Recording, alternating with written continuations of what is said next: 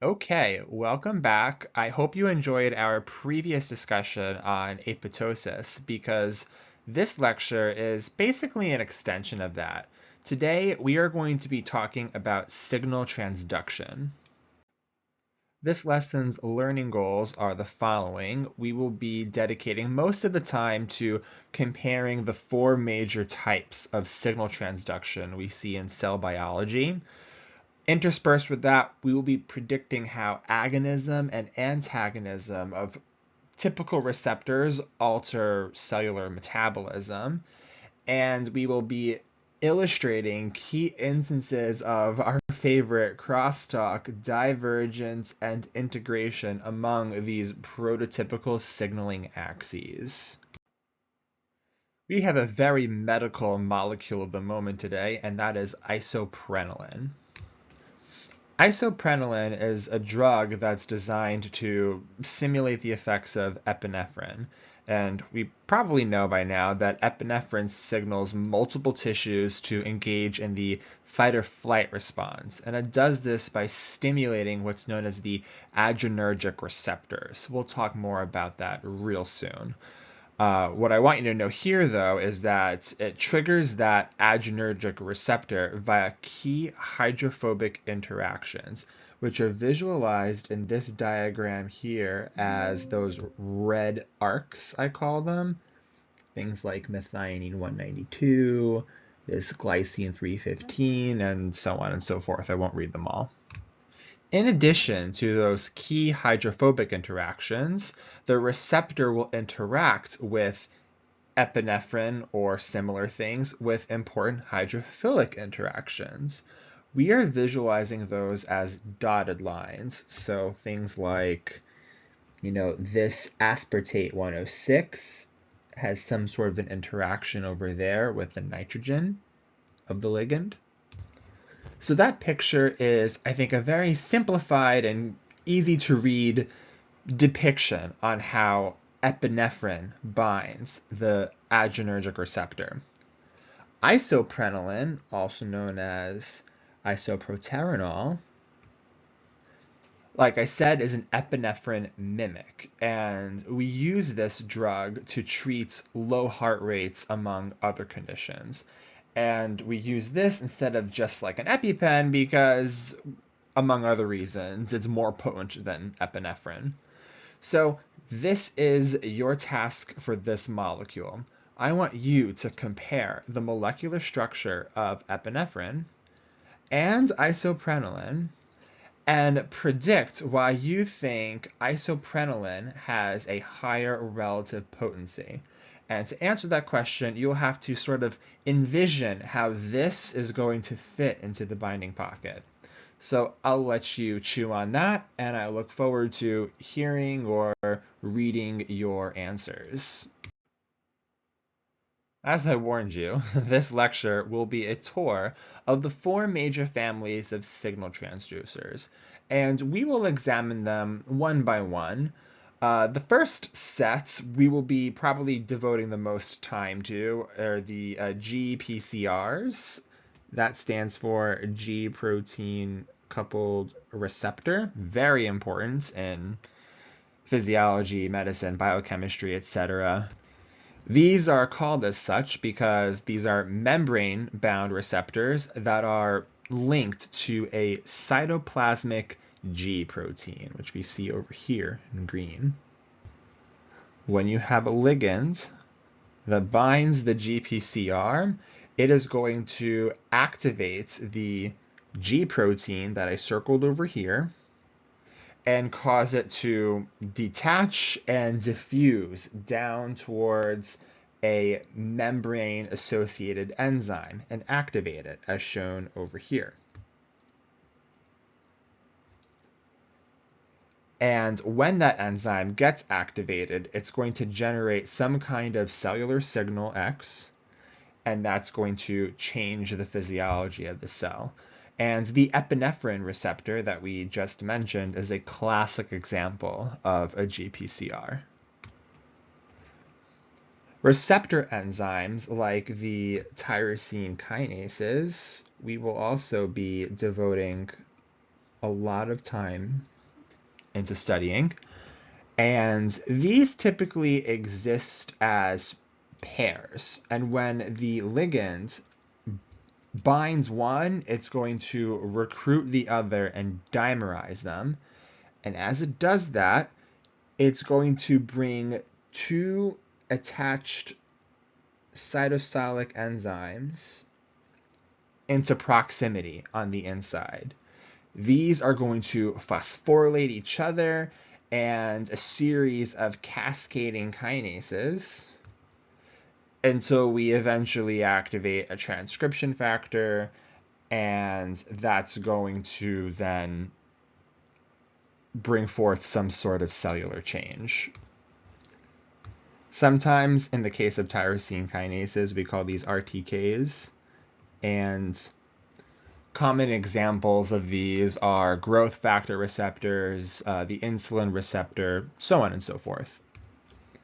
We will talk a little bit about gated ion channels, and they are exactly what they say. It's an ion channel that's gated shut, and the gate can only be opened by the appropriate stimulus, whether it be a chemical ligand, like shown over here, or sometimes it's a physical signal, like a change in voltage or a photon. These, for example, are highly featured in neurons. They're very important for neurology.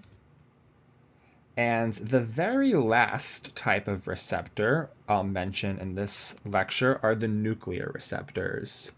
I won't be spending that much time peeling them apart. They are kind of the black sheep here because they're the only type of receptor that's not membrane bound. They actually reside inside the cell. And therefore, their ligands must have the ability to pass through the plasma membrane. There's no signal propagation occurring here, unlike these previous instances. So one ligand activates one receptor, and then that receptor will then directly alter the cell's transcriptome. Now, you might be wondering, where does the TNF receptor factor into all of this? And the answer is it doesn't. It is a different class of signal transducer. The ones we're showing here are just the most populous ones, but you should broadly be aware that other types of receptors exist. But there's only so much I can teach you within the time we have.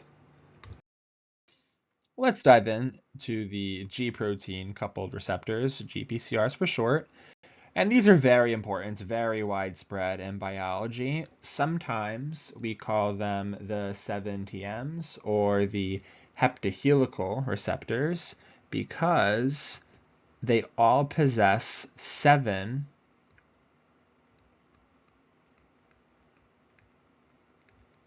transmembrane helices. If we take a gander at the cartoon of the receptor over here, beginning at the N terminus and ending at the C terminus, if we followed its primary structure, we should go in and out of that membrane 7 times as alpha helices, hence the name. Now, the classic example of a GPCR is the beta adrenergic receptor, like I said, and we call that BAR for short. Biology loves its acronyms if you haven't deduced that thus far. And I said before that the beta adrenergic receptor is stimulated by epinephrine, the fight or flight hormone made by our adrenal glands. Now let's recap. What are some of the changes that epinephrine can do to our bodies to ensure that we are prepared to fight or flee? For starters, it can dilate our bronchi. This is going to maximize gas exchange between our lungs and our blood, and that's important because we need oxygen to power the oxidative phosphorylation necessary to survive. So what does oxidative phosphorylation burn? Well, the answer to that indirectly is sugar. We need that to make ATP through oxphos as well as through glycolysis. So we are going to diverge signaling and, yes, open up our bronchi, but also instruct the liver in particular to ramp up its phosphorylase activity, cash out those glucose reserves. And it's not enough to just break down the glycogen. We need to get the glycogen out of the liver and into the bloodstream. That's where glucagon secretion comes into play. Glucagon is the hormone that tells us that the glucose is gone. We need to instruct the liver to release all of its sugar that it just liberated into the bloodstream so the rest of the body can benefit. And look at that. GPCR signaling is the neat bow that ties all of this biochemistry together. Everything from glycolysis to the functioning of our lungs. So that's the bird's eye view. I think you are now ready for the worm's eye view. Let's go through the steps involved with the GPCR cycle, beginning right over here. Very simply, with an epinephrine molecule docking into the external pocket of the bar receptor that's presented on a liver cell or a pancreatic cell, what have you. So click, in goes the hormone, and the act of the hormone binding that receptor is going to cause that receptor to change its shape. And the titular G protein over here that is bound to the receptor's cytoplasmic side will also change its shape in like a domino-like effect. The new shape of the G protein is considered active or stimulated. And once it is active, the GS alpha subunit in particular will drop a bound GDP molecule in favor for an incoming GTP molecule, hence the name G protein. And again, the name of the game is conformational change. When we bind GTP, that's going to change the shape of that GS alpha again and cause it to break free from this receptor complex. And with the help of its lipid anchor, it's going to move down along the inside of the membrane until it docks an adenylyl cyclase enzyme. And guess what? When that G protein binds adenylyl cyclase, it is going to change that enzyme's conformation into an active conformation. When it is active, adenylyl cyclase will catalyze the formation of a molecule called cyclic AMP, or CAMP, or CAMP for short. And it's not just going to do this once. It's going to do this zillions of times, zillions of turnovers.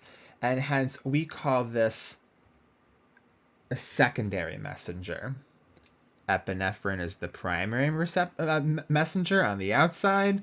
Cyclic AMP is the secondary messenger that propagates and amplifies on the inside. These activated adenylyl cyclases are going to create this tide of cyclic AMPs that is going to ripple out through the cell, and that tide is going to activate another protein called protein kinase A. Protein kinase A, as the name suggests, will phosphorylate other proteins and further amplify and propagate the signal. And the proteins it activates or deactivates are what will ultimately direct the cell to respond in the ways that we described. Dilate the bronchi, make more glucagon, etc. And this activity, stemmed by epinephrine, will continue at least until the cell decides no more. When we've had enough, the cell will end the cycle by degrading cyclic AMP and shutting the stimulus down. And there's a bunch of other ways we can hit the brakes, but we're going to keep it simple for now. The key takeaway is I want you to take notes on how a drop of epinephrine makes a bucket of cyclic AMP, and that makes an ocean of protein kinase A, and therefore the responses that it fosters. This is, as I said, textbook signal amplification, and GPCRs are masters of it. Let's take a moment to zoom in on this adenylyl cyclase. I'll first emphasize that while it is a membrane-bound protein, it's not a heptahelical receptor. It's not a GPCR. It just happens to work really closely with them. So I think that's an important but subtle distinction you should be aware of. And again, what's the job here? Its job is to multiply the primary signal the GPCR received by initiating a subsequent secondary messenger cascade in the form of cyclic AMP.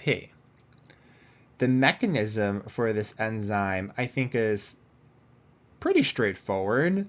The substrate it uses to form cyclic AMP is an ATP molecule, not the GTP, all right? Be aware of that. And the binding pocket of adenylyl cyclase is going to be rich in hydrophobic aromatic residues like phenylalanine. You can see how that would favorably interact with the ATP's adenine moiety. Those magnesium cofactors will bind and also induce a little bit of curvature to that triphosphate group on the ATP molecule. The third component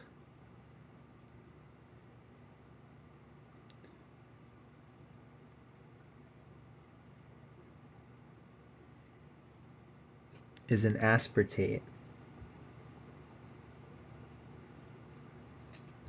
Right over there. The aspartate, in conjunction with the 3' hydroxyl that I've just highlighted right over here.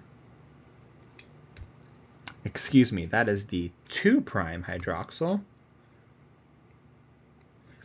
is going to make the 3' hydroxyl very acidic. So the aspartate is going to deprotonate that 3' hydroxyl and turn it into an alkoxide.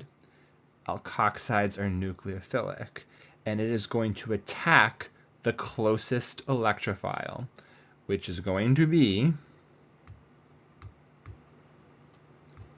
that phosphate that the magnesiums have been distorting and curving. It's going to attack the phosphate. We're going to break the pi bond that I just highlighted. It's going to come up as an O-. Then the lone pair will fall back down and break a bond. The bond that we break favorably and reversibly is the one between that phosphate and the pyrophosphate leaving group.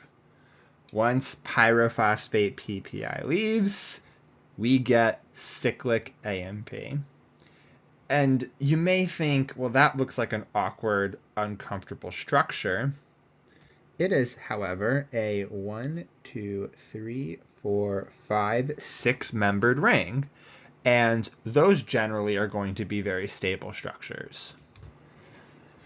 So in a nutshell, its cyclization mechanism is an intramolecular nucleophilic attack.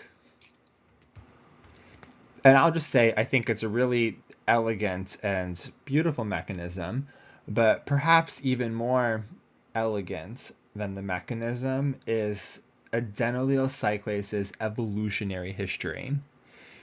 This protein is literally found in all forms of life, from us to the strangest, weirdest bacterium. So just like how all birds have wings because they descended from a single ancestral species that could fly, adenylyl cyclase perhaps was invented by the first organism and trickled its way down through billions of years to us critters living today.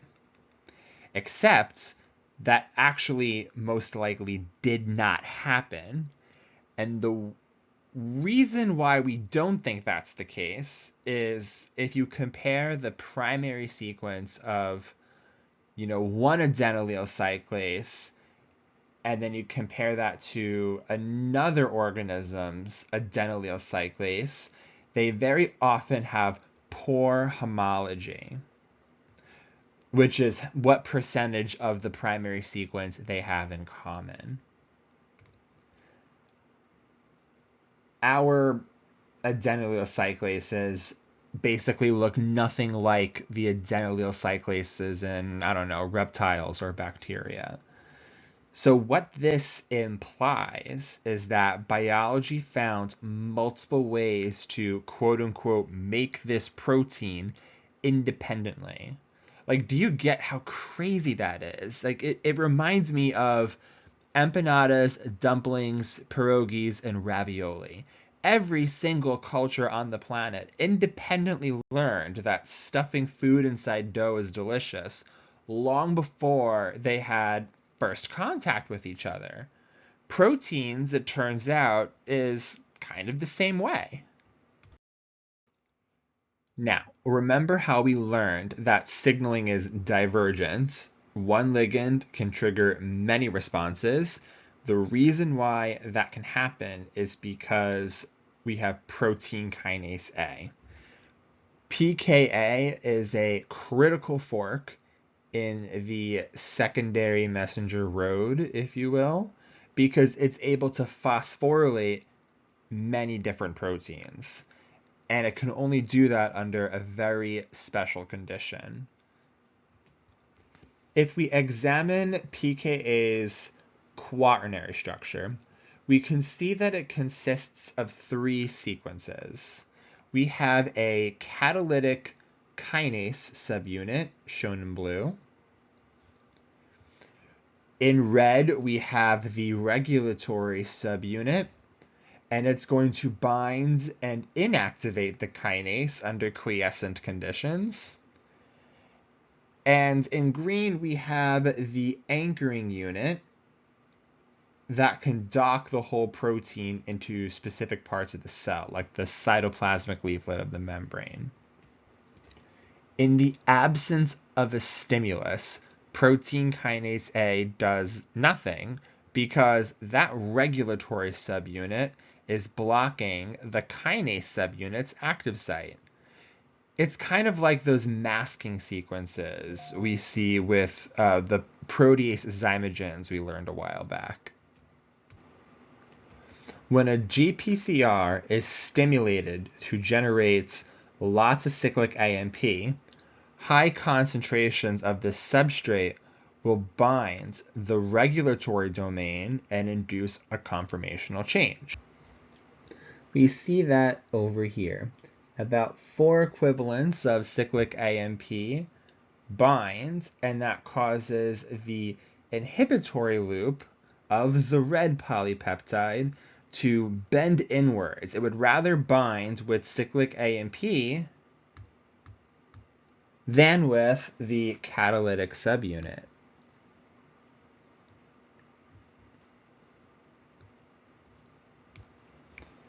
With the catalytic subunit free, that kinase is free to phosphorylate its many, many targets. And this is where we see divergence in action. Through the use of what is known as consensus sequences, important term to know, that catalytic subunit's active site is capable of accommodating a host of primary sequences. Specifically, you don't have to memorize this, but this over here is the primary sequence that protein kinase A will happily phosphorylate. It begins with an arginine. The second position can be an arginine or a lysine, doesn't matter. The third position, X, can be any amino acid, it doesn't matter. The fourth slot must be a serine or threonine. This is going to be a phosphorylation site. And the consensus sequence ends with B. B is not an abbreviation for any one amino acid, but rather it's shorthand for any basic amino acid is fine, like imidazole, arginine, lysine, etc. So let's apply this to what we just learned with the beta adrenergic system. We learned that phosphorylase kinase has this consensus sequence that we just described. When protein kinase A is activated by cyclic AMP, it is going to find phosphorylase kinase and activate it. And when phosphorylase kinase is active, it will activate phosphorylase itself. The opposite, though, happens with glycogen synthase kinase 3. GSK3 has a similar consensus sequence. However, you may recall that phosphorylating GSK3 deactivates that enzyme. Therefore, glycogen synthesis shuts down while we ramp up glycogenolysis. It is because of these consensus sequences that pKa signaling can diverge to upregulate catabolism while downregulating anabolism. Pretty efficient, right? Of course, we don't want the effects of epinephrine to alter a cell's chemistry for forever. We need strategies to activate a signal and to eventually turn that signal off once it's no longer useful. So what are the 4 ways biology invented to stop GPCR signaling once it has begun? So for starters, perhaps the simplest solution is to stop making the triggering ligands in the first place. Generally speaking, when we consider the signal to be off, that's when the signaler's concentration falls below the GPCR's binding constant for it. That's a bit of a hand wave, but it's a nifty rule of thumb, I think. Secondly, the G-alpha subunit of the G protein has an innate GTPase activity. Recall that receptor stimulation of that subunit causes the alpha subunit to swap its GDP for a GTP, and that is what allows it to bind and activate adenylyl cyclase. But kind of like a car, it's eventually going to burn through all that fuel and need a refill before running again. This alpha subunit is going to slowly convert the GTP back to GDP, which will warrant it to return back to the receptor and wait for another activation. So said another way, the G-alpha subunit doesn't activate adenylyl cyclase forever. There is a time limit to it. The next place we can shut down the signaling loop is at the adenylyl cyclase itself, the one that G-alpha activates. Adenylyl cyclase cyclizes ATP into cyclic AMP. However, the body can also make a separate class of enzymes called phosphodiesterases, and their job is to hydrolyze that bond and therefore linearize the cyclic nucleotide into a linear, regular adenosine monophosphate, AMP. You take away the secondary messenger, and that will stop the signal. The last strategy at our disposal is undoing the activity of the enzymes stimulated by lingering cyclic AMP. And namely, that will involve protein phosphatase. Protein kinase A sticks phosphates on any protein with its appropriate consensus sequence. Protein phosphatase, however, removes phosphates from any consensus sequences. It's like the opposite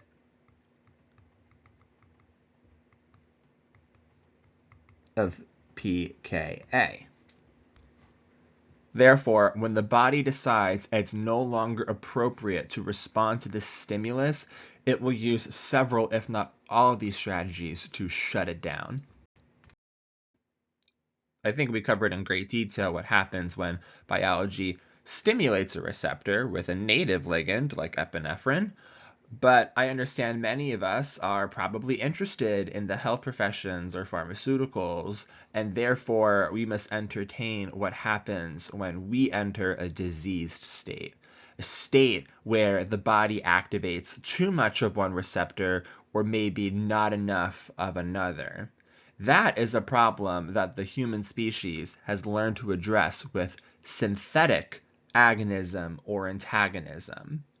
What do those words mean? Well, we have learned ways to make or isolate molecules that can bind and activate a receptor in the absence of an endogenous ligand, and we call these molecules agonists. They agonize a receptor often more efficiently than the native ligand, like epinephrine.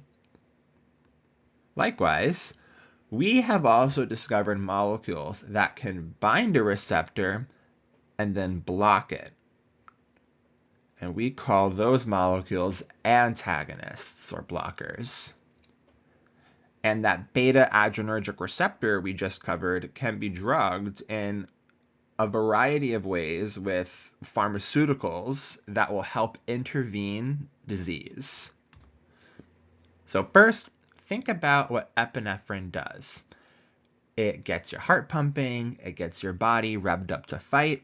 Let's say a patient of yours goes into shock. Shock is a dangerous condition where their heart rate and blood pressure plummets for a variety of reasons. How do we fix that? Well, we get them back into the fight, so to speak. We can give them isoprenaline, also known as isoproterenol. This drug is a bar agonist. It will not only simulate the effects of epinephrine, but it will do its job 10 times better. The binding affinity, the KD of isoproterenol to the bar receptor is 0.4 micromolar. Regular epinephrine is 5 micromolar. Isoprenaline is an example of a drug known as a cardiotonic, and they will most certainly wake you up. Another common beta blocker that you may have experienced yourself is albuterol. We find albuterol in rescue inhalers to treat asthma.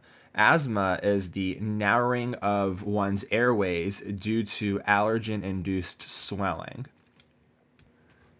Agonist aerosols like albuterol can clear our airways when we breathe it in because epinephrine signaling is all about fight or flight. If epinephrine can't do the job and dilate our bronchi, then maybe albuterol can. And notice the binding constant for albuterol, along with most pharmaceuticals, are really, really low. This is going to ensure that not a lot of the medicine is going to be required to elicit some sort of a response. On the flip side, what if your patient has an arrhythmia or chronic high blood pressure or anxiety?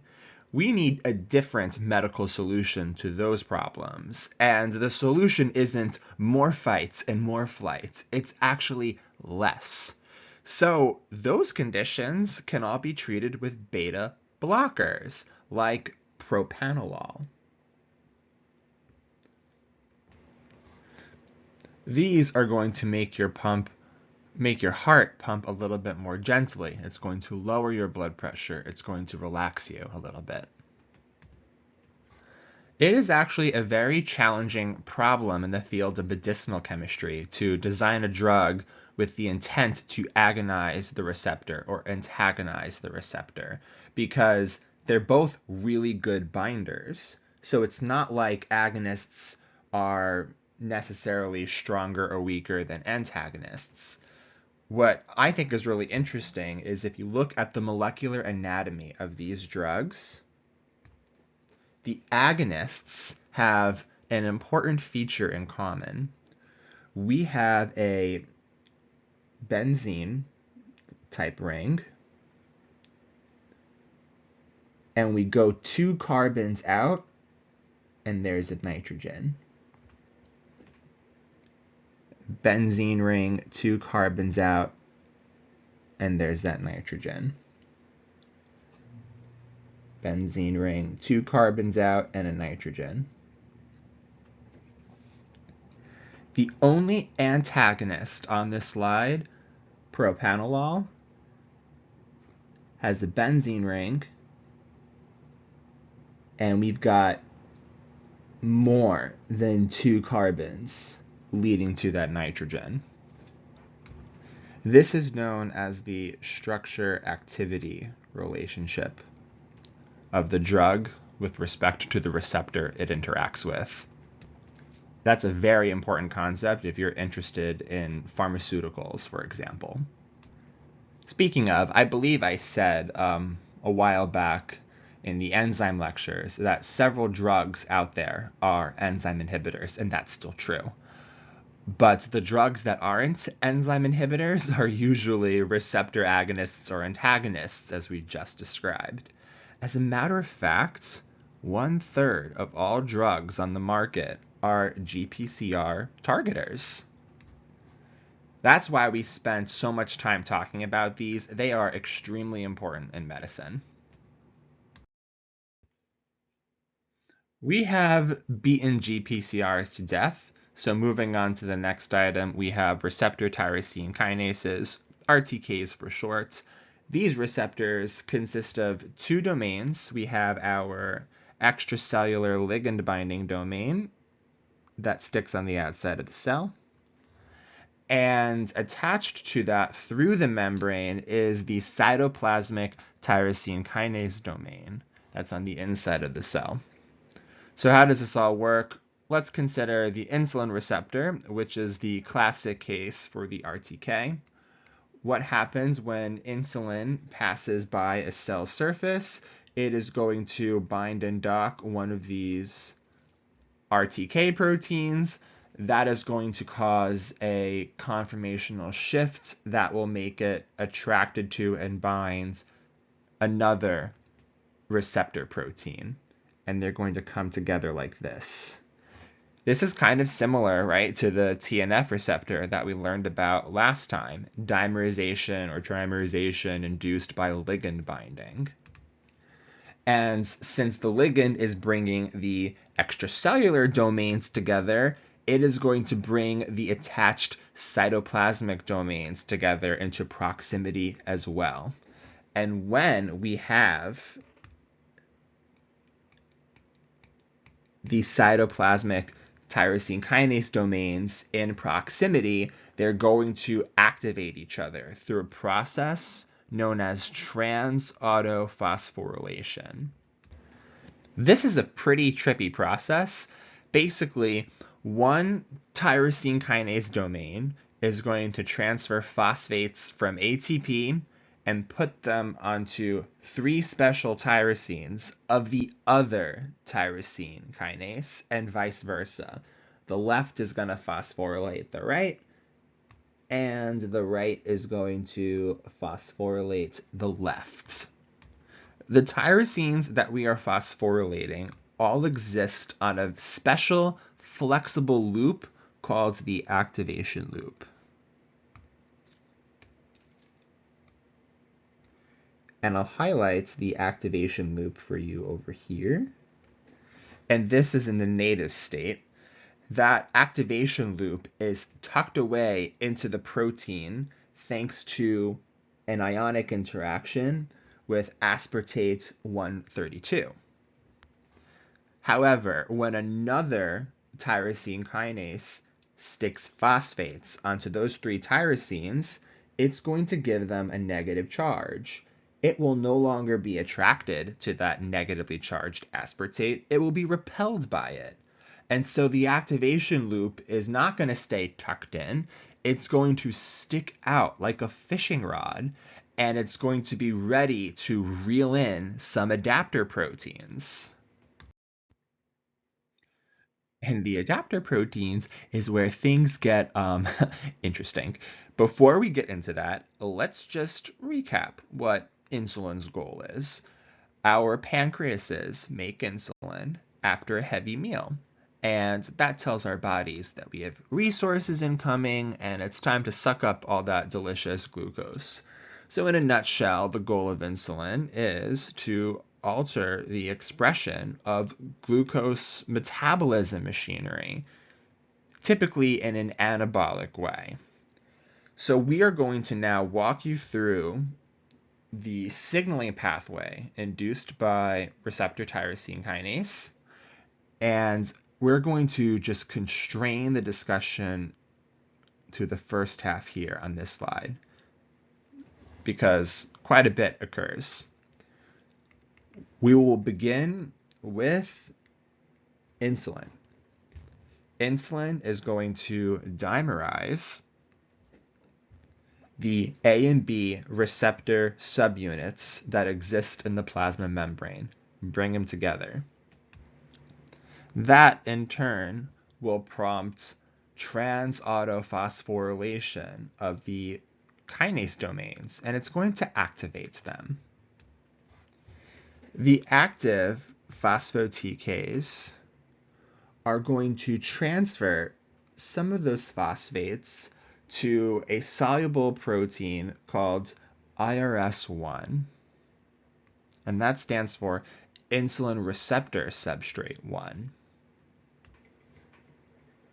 Those phosphates that we just transferred onto IRS1, these are going to prompt the binding and activation of a growth factor receptor bound protein called GRB2. And here we're going to see a domino effect of binding and activating proteins. GRB2, once activated, will bind and activate another protein called SOS. SOS, once bound and activated by GRB2, is going to bind and activate another protein called RAS. And this, I think, is the funny part. RAS is a G protein. Look at that. We can activate G proteins via a GPCR and via an RTK. So the activation and nucleation of RAS by IRS1 is only the halfway point in this process. And if you thought that last bit was silly, like hold your skulls in for the second part, which is colloquially known as the MAPK cascade. We will pick up where we left off with activated RAS. And once RAS is activated, it is going to bind a protein kinase called RAF1. RAF1 will then become activated, and it's going to phosphorylate a protein called MEK, seen over there. And this is going to create a cascade of phosphorylations because MEK is also a kinase, and once that's activated, it will phosphorylate and activate another kinase called ERK. And then ERK is going to phosphorylate and activate transcription factors. And I want us to hit pause for a second. Why is this called the MAPK cascade? Well, ERK is also known as MAPK. That stands for mitogen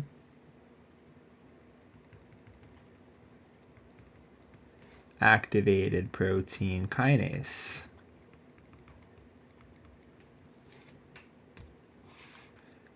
MEK is the kinase that activates MAPK.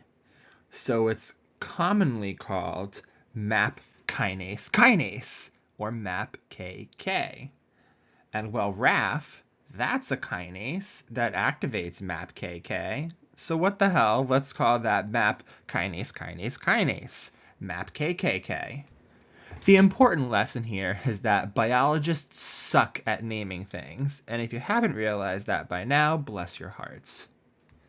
Anyway, back to the transcription factor ERK, aka MAPK. What does this transcribe for? Typically, genes associated with cell division. Remember the acronym mitogen activated protein kinase?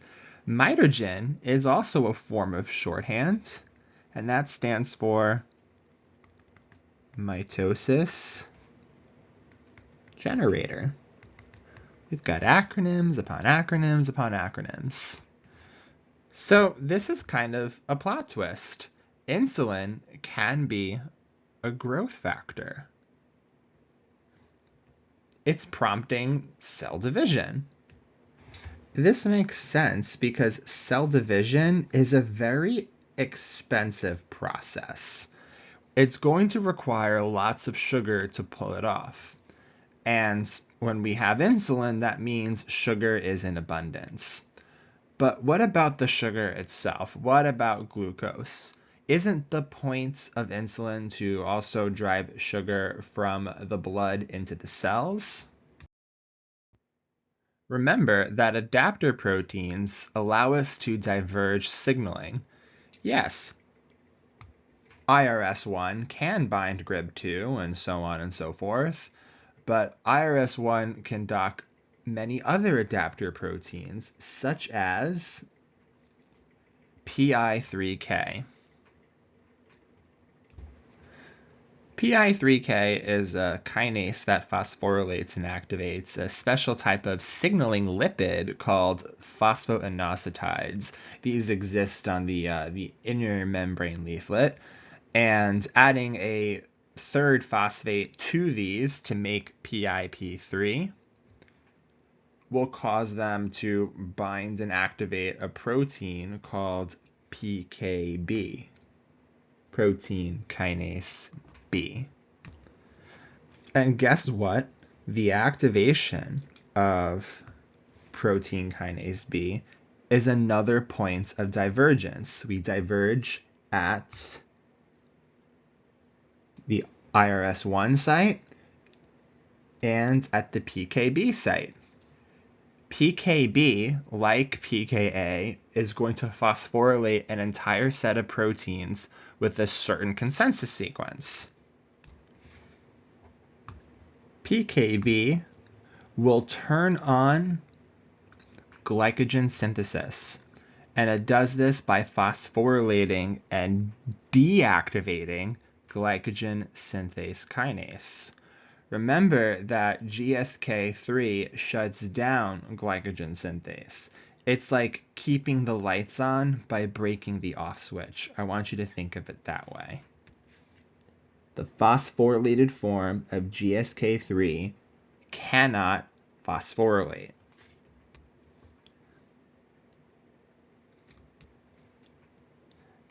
And therefore, we keep glycogen synthase in the active state.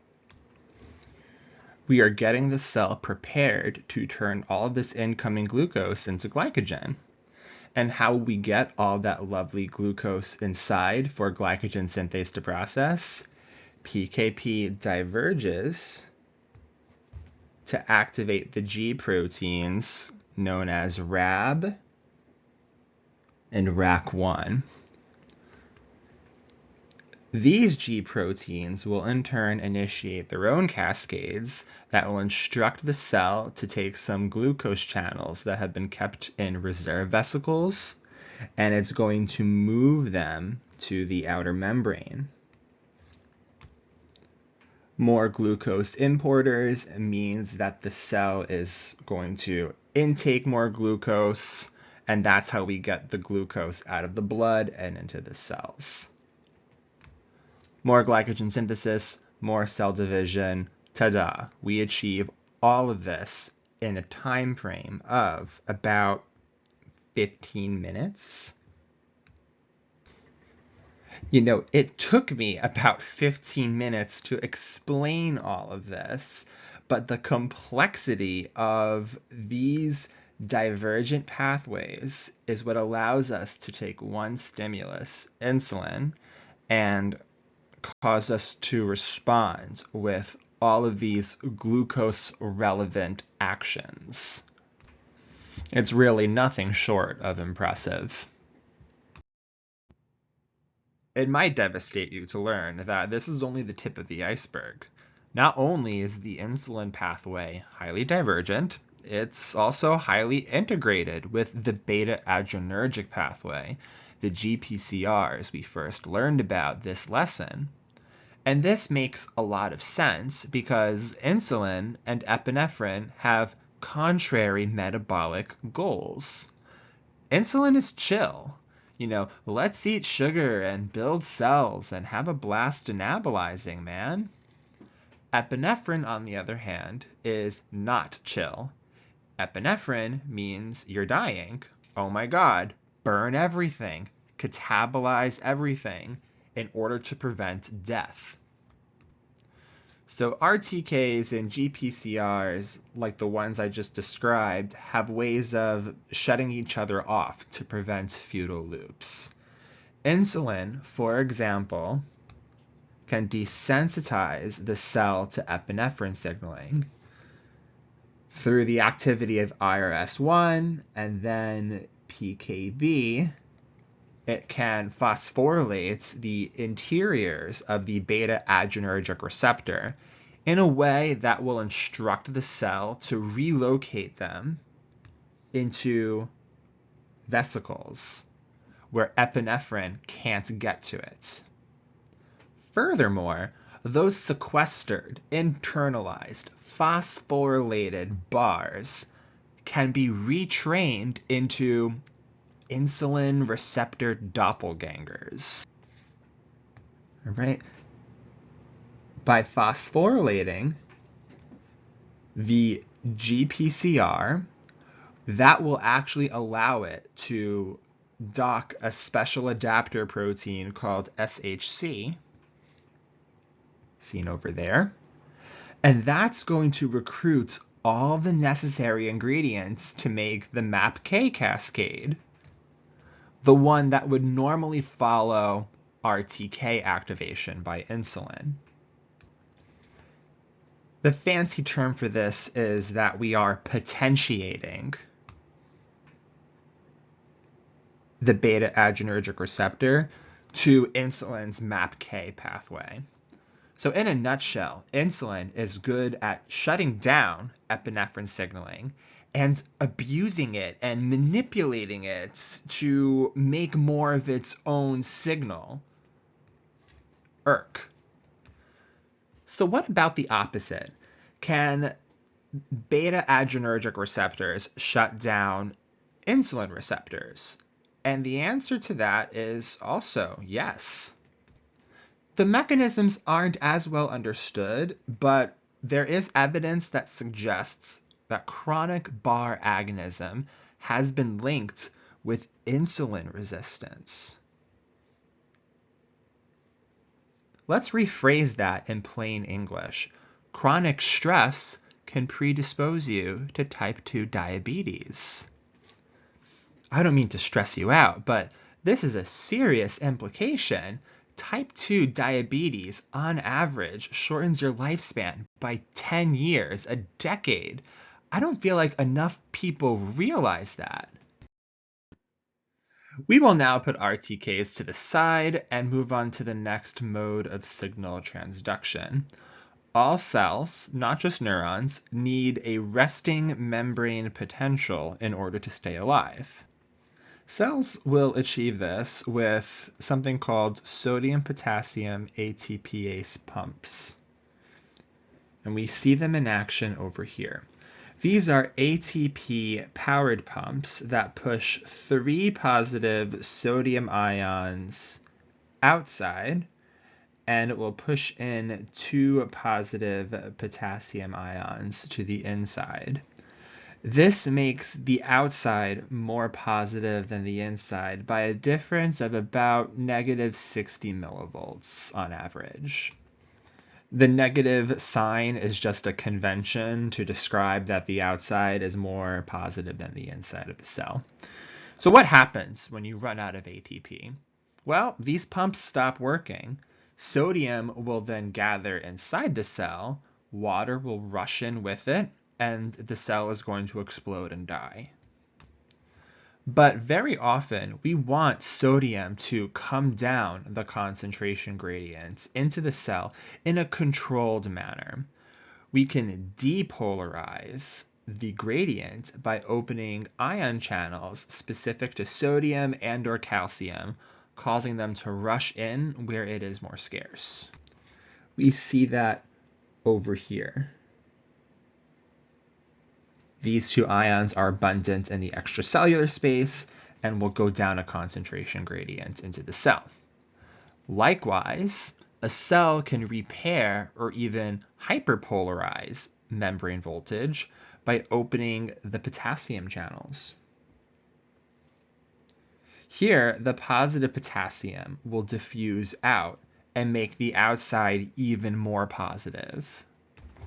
What we are observing is that ion channels can find ways of increasing or decreasing this membrane potential in a way that can induce signaling pathways.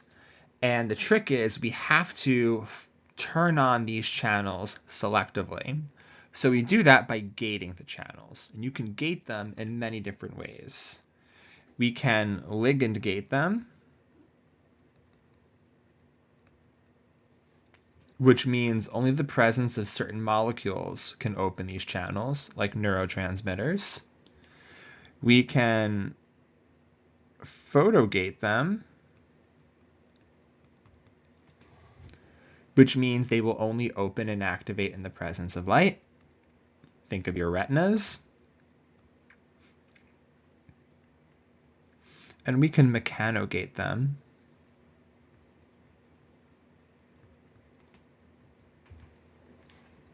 where pressure or touch can induce some sort of a change.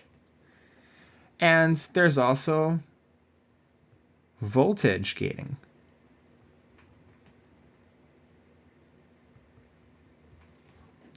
Where changes in membrane potential can be propagated and cause more channels to open.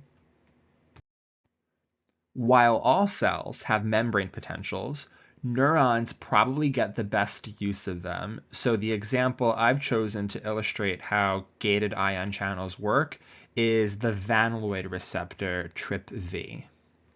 This is a nociceptor, which means its job is to detect painful stimuli in the form of heat or acid or certain chemical irritants like capsaicin.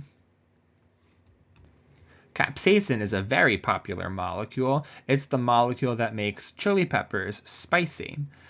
This is why all of these stimuli are associated with a hot or burning sensation. It is thanks to the vanilloid receptor that they all trigger. So let's walk through the biochemistry that happens every time you eat something spicy. It begins with a ligand docking event.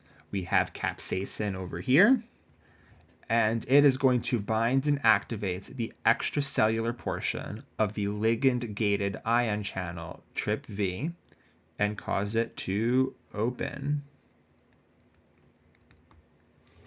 At a whopping rate of 10 million ions per channel per second, sodium plus and calcium 2 plus are going to rush down a steep concentration gradient and flood the cell. And the sodium and the calcium ion are going to have different effects. Calcium in particular is practically absent inside the cell under resting conditions. So that makes it a really good secondary messenger. Calcium, when it's in the cell, will bind and activate a protein called calmodulin.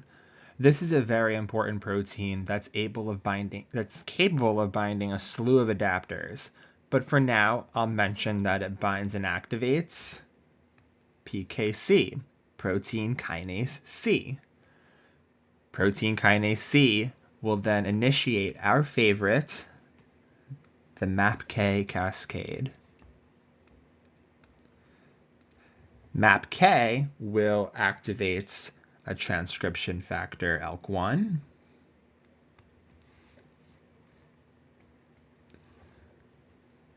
And that transcription factor will uptick protein synthesis. Now, sensory neurons are not mitotic, so MAPK does not instruct the neuron to divide. Instead, it's going to make another signaling protein. And that signaling protein is called substance P. The job of that protein is to make you uncomfortable. It increases pain receptor presentation and makes you more sensitive to pain, therefore called hyperalgesia.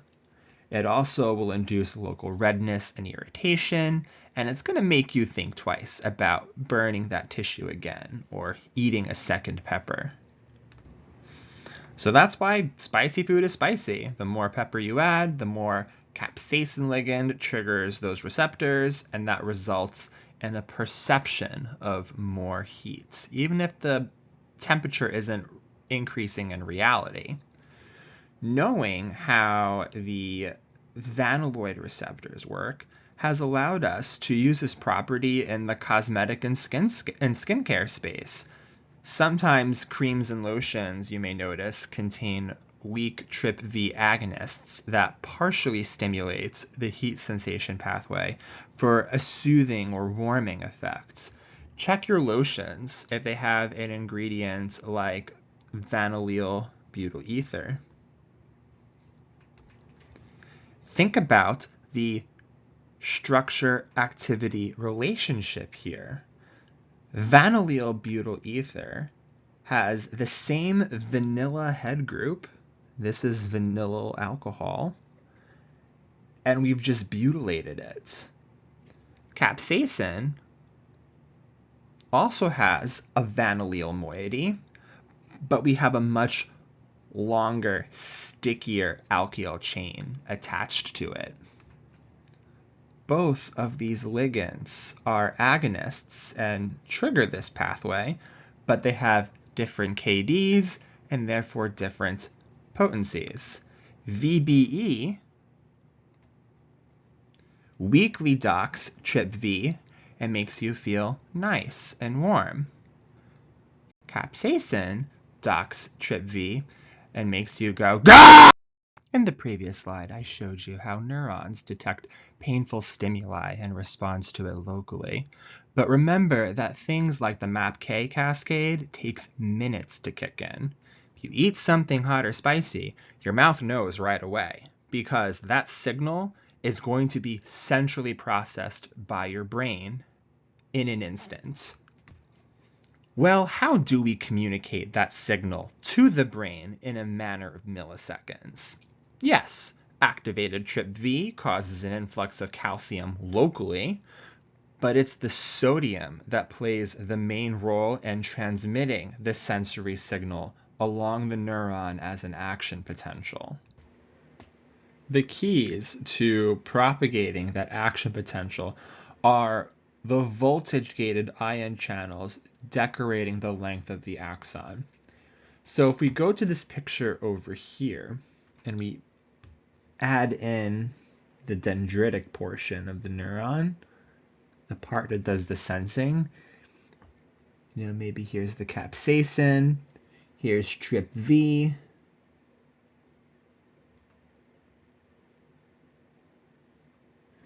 and once that docks, calcium and sodium are going to flood in and start to depolarize that membrane potential. The wave of sodium, not the calcium, but the sodium, propagates globally through the neuron by creating an internal positively charged wave, which we can see in this blue arrow that I've pointed to. What this is going to do is we're going to get a stream of positively charged ions, and they are going to electrostatically interact with some arginine-rich helices that are gating the other ion channels shown over here.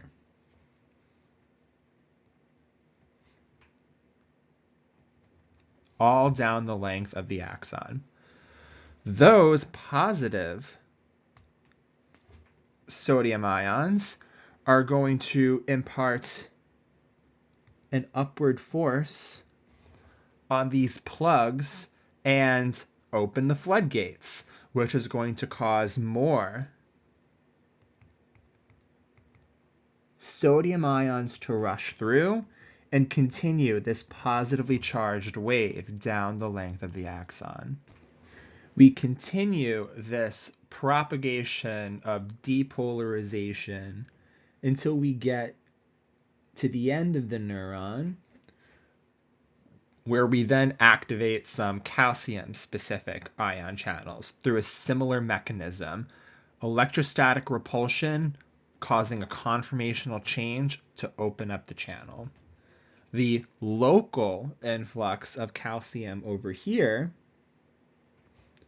will cause secretory vesicles containing a neurotransmitter like acetylcholine to migrate out and exocytose into the synaptic cleft, where the acetylcholine is going to continue the signal down into the next connected neuron.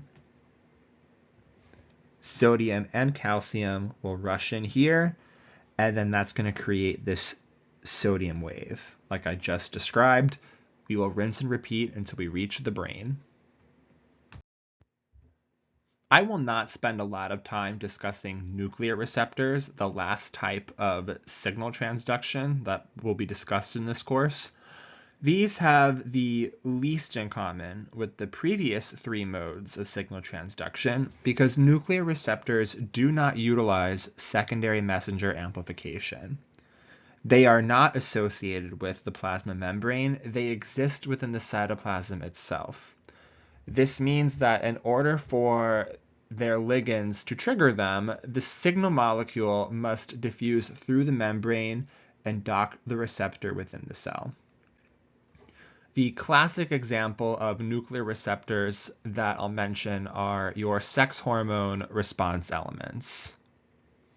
These are the receptors that will dock estradiol or testosterone, for example, and will then instruct the cell to undergo some sort of change. Nuclear receptor triggered signaling is slower and perhaps not as quote-unquote dramatic as the other pathways we described in this lesson, but I'll still briefly walk you through how it works. Essentially, it begins with the hormone diffusing into the cell. It needs to be very hydrophobic, usually, to do this, and it is going to wander about until it binds and activates its corresponding nuclear receptor. This will cause a conformational change to occur. It will activate that nuclear receptor, which will prompt it to either start transcribing a set of proteins or repress the transcription of another set of proteins. And that's the major difference here. One ligand results in one transcription factor being activated. Before, one ligand could cause a zillion ions to rush in, or it could cause a zillion cyclic AMPs to be generated, or a zillion MAPKs. But here, it's just one-to-one, the end. Now, you might be wondering, that sounds like it's a bad thing. Well, I don't know if it is a bad thing. I don't think it's a bad thing because this allows us to have transduction events occur at different timescales. Yes, GPCRs and RTKs, we consider these to be pretty fast. They work on the order of seconds to minutes. And that makes sense because if you eat a meal, your body will release insulin to drive that sugar into your cells before it accumulates to dangerous levels or excretes out into your urine, wasted. Gated ion channels, these are super fast. They operate on a millisecond timescale. If you're on fire, your brain needs to know that in an instant, not in a minute, not in a couple of minutes, if you want to survive. Nuclear receptors represent the opposite extreme. These are slow. These take days to years to kick in because we do not have secondary messenger amplification. And that makes sense when you think about it, because sexual maturation is a process that justifiably takes several years, at least for humans. And that sounds appropriate because sexual maturation is a highly complex, highly anabolic ordeal that can't happen overnight. It takes time to grow and mature. So yes, signal transduction is complicated. Signal transduction is also diverse. But the combined complexity and diversity allows us organisms to respond to the right stimulus in the right way and at the right time.